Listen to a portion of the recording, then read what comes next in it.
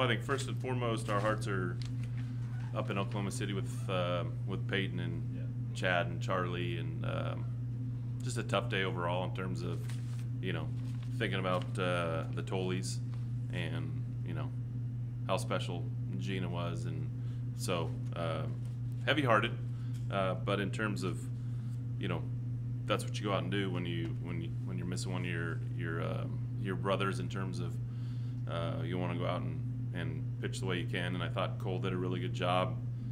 One ball they ran into for a home run.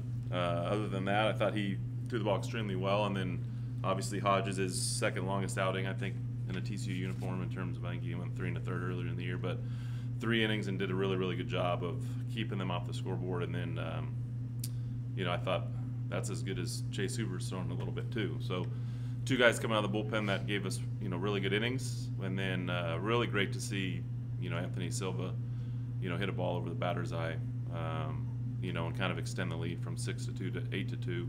So, I think it was overall Friday night, only using 3 arms. One of them wasn't Ben Abelt, and great way to start the weekend. You've had like 80 innings and you've only given away like 14 earned runs or something around that. It's been 80 innings of what? 80 innings of pitch, 80 innings, and through those 80 innings, you guys have only given away. Yeah, well, that's 16 runs. That's the name of the game, is keep the other team off the scoreboard. And Coach Lon and Howie and Justin have done a great job in terms of just daily development with those guys.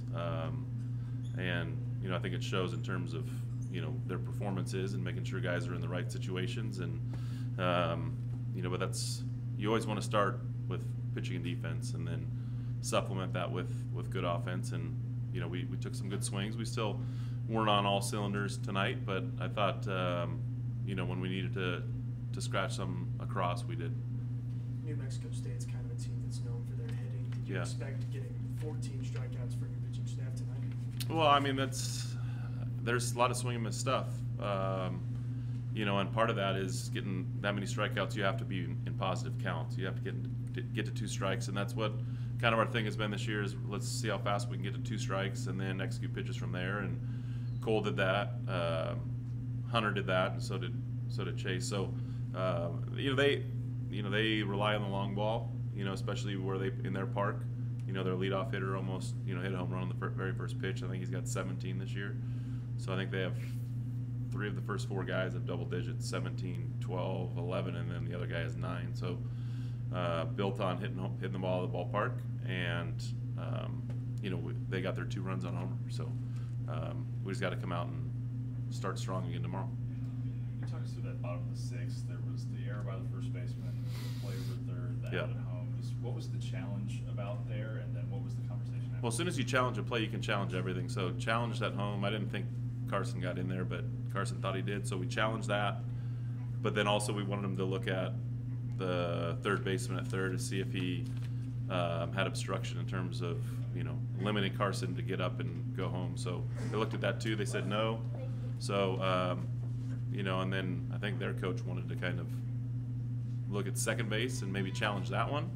And my argument was, once you challenge something, you can't go back on it. So I was just making sure that he hadn't officially challenged it when the umpires were in there looking at the replay. I was just making sure he hadn't told Chris at first base that they wanted to challenge the play at second, because I think they already challenged one. That had been their last challenge. So just making sure that that they challenged or didn't challenge, and I guess they didn't challenge. So all good.